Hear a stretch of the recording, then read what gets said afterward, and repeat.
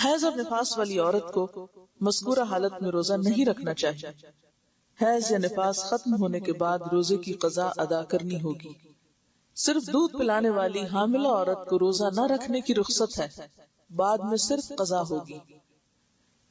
عن ابی سعید الخدری قال قال النبی صلی اللہ علیہ وسلم الیس اذا حاضت لم تصلی ولم تصم فذلك من نقصان دینها رواہ البخاری. حضرت ابو سعید خدری رضی اللہ عنہ نے کہا، نبی اکرم صلی اللہ علیہ وسلم نے فرمایا، کیا ایسا نہیں، یعنی ایسا ہے کہ عورت جب حائضہ ہوتی، یہاں بھی کیا استفہامیہ نہیں بلکہ انکاری ہے، کہ عورت جب حائضہ ہوتی ہے تو نہ نماز پڑھ سکتی ہے نہ روزہ رکھ سکتی ہے، اور ان کے دین میں کمی کی یہی وجہ ہے. اسے بخاری نے روایت کیا ہے. یعنی بہرحال انسان جب ایک عبادت نہیں کر رہا ہوتا تو اس کی کمی تو واقع ہو رہی ہوتی. ہاں، یہ کمی پوری کہاں سے ہوتی؟ دوسری طرف جس سبب سے وہ روزہ نہیں رکھ رہی، مثلا دودھ پلانے کی وجہ سے، تو وہاں دودھ پلانے کا جو اجر ہے وہ اس کو الگ طور پر مل رہا ہے. یعنی اللہ تعالیٰ نے عورتوں کے ساتھ ظلم نہیں کیا، بلکہ ایک جگہ اگر ایک فریضے میں کمی ہو رہی ہے تو دوسرے فریضے کے ادا کرنے کا اجر بھی پا رہی ہے. ان انس بن مالک الکعبی ان رسول اللہ صلی اللہ علیہ وسلم قال ان اللہ وضع عن المسافر الصوم وشطر الصلاة وعن الحبل والمرضع الصوم. رواہ احمد و ابو داود والنسائی والترمذی وابن ماجہ.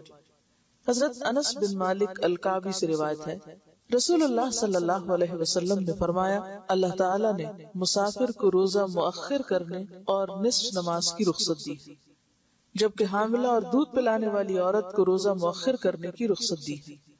یعنی ویسے تو یہ رخصت کس کے لیے ہے؟ روزہ بعد میں رکھنے کی، مسافر کے لیے یا مریض کے لیے. لیکن حاملہ مریض تو نہیں ہوتی، یا دودھ پلانے والی نہ مسافر ہوتی ہے نہ مریض ہوتی، تو ان دونوں کو بھی بعد میں روزے رکھنے کی اجازت ہے.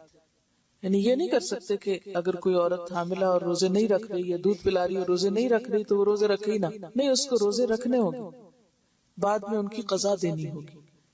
قال ابو الزناد رحمہ اللہ ان السنن ووجوه الحق لتأتي كثيرا على خلاف الرأي فما يجد المسلمون بدا من اتباعها من ذلك ان الحائض تقضي الصيام ولا تقضي الصلاة. رواہ البخاری. حضرت ابو الزناد رحمہ اللہ کہتے ہیں، مسنون اور شرعی احکام بسا اوقات رائے کے برعکس ہوتے. رائے کے برعکس ہونے کا مطلب کیا؟ یعنی انسان کی عقل یا اس کی خیال کے یا خواہش کے خلاف ہوتے ہیں. لیکن مسلمان پر ان احکام کی پیروی کرنا لازم ہے.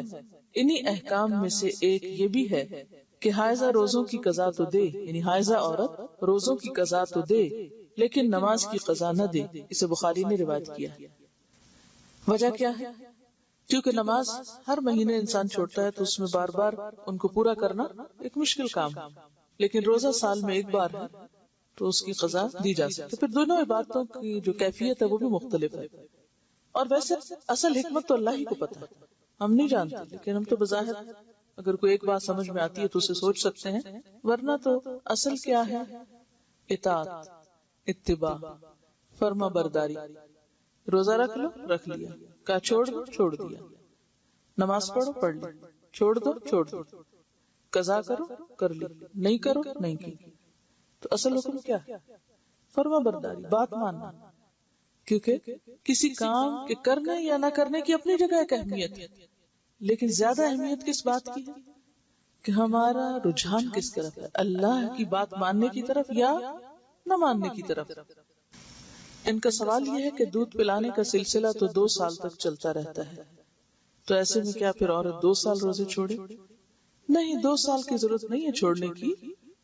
ایک وقت ایسا ہوتا ہے کہ جب بچہ بہت چھوٹا ہوتا ہے اور اس کی ساری غذا صرف ماں کا دودھ ہوتی، وہ بھی کچھ کھا نہیں سکتا. جب بچے بہت چھوٹے ہوتے ہیں، کم از کم 4 مہینے تک عام طور پہ بچے کو کوئی اور سالڈ فوڈ یا بعض اوقات پانی تک بھی نہیں دیا جاتا، تو وہ کمپلیٹلی ماں پہ ڈیپینڈنٹ ہوتا ہے. ایسی صورت میں اگر ماں روزہ رکھ لے اور کچھ پیے نہیں، کھائے نہیں، تو کیا ہوگا؟ دودھ میں کمی ہو جائے گی. اب اس دودھ کی کمی کا اثر ماں پر تو جو پڑے گا بچے پر زیادہ پڑے گا. اور بچے کی وہ ایج ہوتی ہے گروئنگ ایج ہوتی ہے. اگر غذا پوری نہ ملے تو وہ ساری زندگی کے لیے سفر کر سکتا ہے.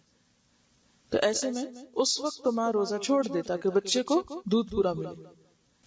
لیکن بچہ جب 1 سال کا ہو جاتا ہے اور بھی چیزیں کھانے پینے لگتا ہے تو دودھ ایک اضافی غذا ہو جاتی ہے. تو ایسی صورت میں جب وہ اور دودھ بھی پی لیتا ہے یا اور چیز بھی کھا لیتا ہے اور ساتھ ماں کا دودھ بھی لے رہا ہے تو اور اس میں کچھ کمی بھی ہو گئی تو بھی اس سے اتنا فرق نہیں پڑے گا. تو ایسی صورت میں ماں پھر روزے رکھ لے، یا پھر سارے نہ چھوڑے، ایک رکھ کے ایک چھوڑ دے.